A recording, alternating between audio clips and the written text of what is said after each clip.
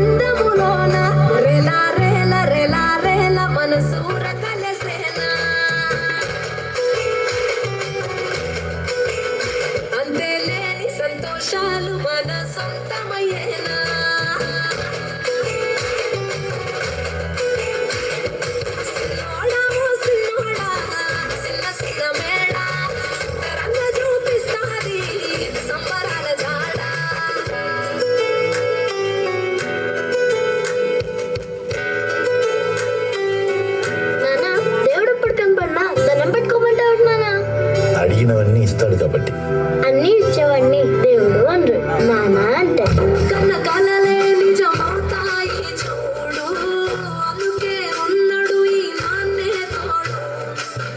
దశరథ మహారాజే నాన్నై పుట్టాడు, నువ్వు రాముడంత ఎదగరనేడు.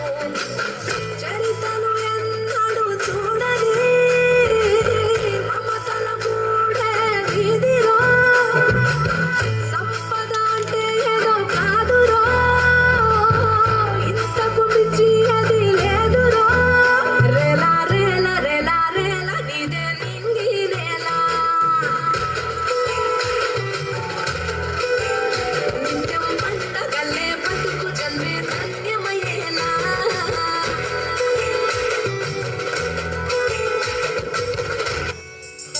నాన్న, నాకు బాగా ఆకలిసినప్పుడు ఆ ఆకలి తెలియకుండా ఒక పాట పాడతారు కదా, పాడండి నాన్న.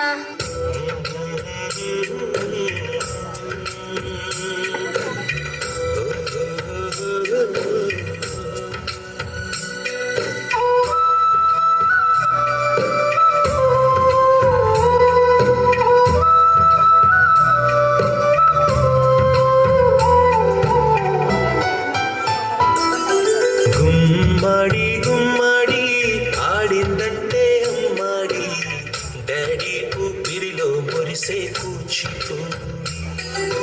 చిందాడి చిందాడి తుళ్ళిందంటే చిన్నారి, మమ్మీ చూపుల్లో చూడు ఎంత వేడి. నాన్న కాళ్ళు నొప్పి వస్తున్నాయి నాన్న.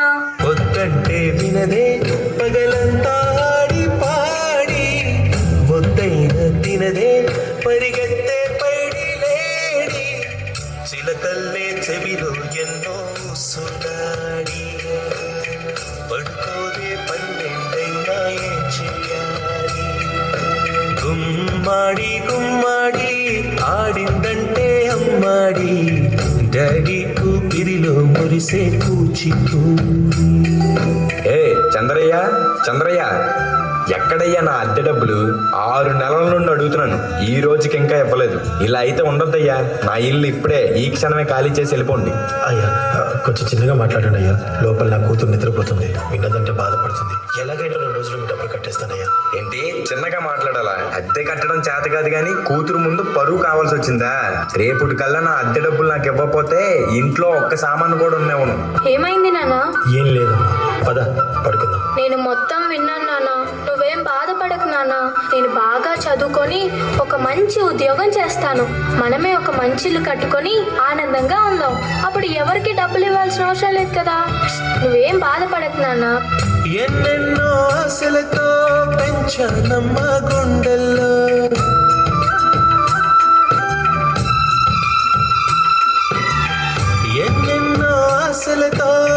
దాచానమ్మ గుండెల్లో నువ్వే నా కలలన్నీ పెంచలే నీ కన్నుల్లో నా తల్లివి నువ్వు నీ తండ్రిని నేను ఎవరినెవరు లాలిస్తున్నారు.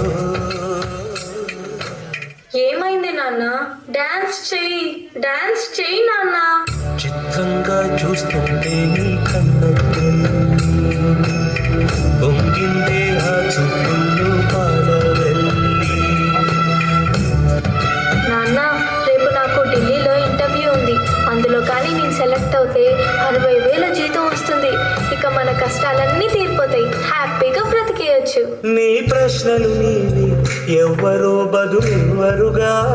జాగ్రత్త అమ్మా, నీకోసం ఎదురు చూస్తూ ఉంటాను. త్వరగా వచ్చేవా? ఖచ్చితంగా ఆ జాబ్ ని సంపాదించే వస్తా. ఏ గాలో నిన్ను తరుముతుంటే అల్లరిగా. మరి నేను వెళ్ళొస్తాను నాన్న, నువ్వు జాగ్రత్తగా ఉండు. ఆగాలో లేదు తెలియదంటే చెల్లదుగా. ఈ జాబ్ నాకు చాలా అవసరం. మా నాన్న నా కోసం ఎంతో కష్టపడ్డాడు. మా నాన్నని హ్యాపీగా ఉంచాలంటే ఈ జాబ్ నాకు రావాలి. బతుకంటే బడి చదువా అనుకుంటే అతి సులువా. నా బంగారు తల్లి, నేను పని చేయట్లేదు, డబ్బులకి ఇబ్బంది పడుతున్నా అని తాను జాబ్ చేస్తా అని ఇంటర్వ్యూకి వెళ్ళింది. సర్లే, నేను ఇంకా ఎన్ని రోజులు బ్రతుకుతానో కూడా తెలీదు. తనకి జాబ్ వస్తే తనే హ్యాపీగా ఉంటుంది. నా పాపకి జాబ్ వస్తుంది. దేవుడు ఉన్నాడు, జాబ్ ఖచ్చితంగా వస్తుంది. ఖచ్చితంగా.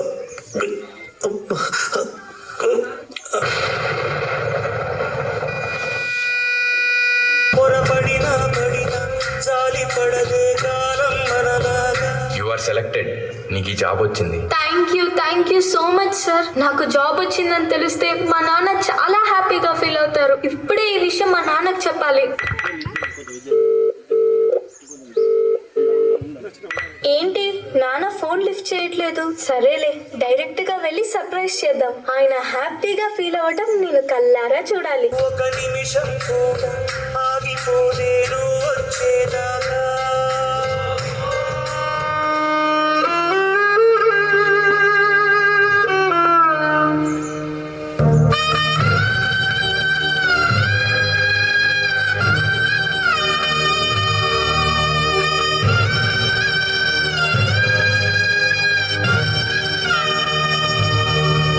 నాన్న లెగు నాన్న, నాకు జాబ్ వచ్చింది నాన్న. మనం హ్యాపీగా బతికేయచ్చు నాన్న. నాన్న లెగు నాన్న, నాకు భయం వేస్తుంది నాన్న. నాన్న లెగు నాన్న. నాన్న ప్లీజ్ నాన్న, లెగిచ్చి చూడు నాన్న. అందులో కానీ సెలెక్ట్ అయితే 60,000 జీతం వస్తుంది. ఇక మన కష్టాలన్నీ తీరిపోతాయి. హ్యాపీగా బ్రతికేయచ్చు.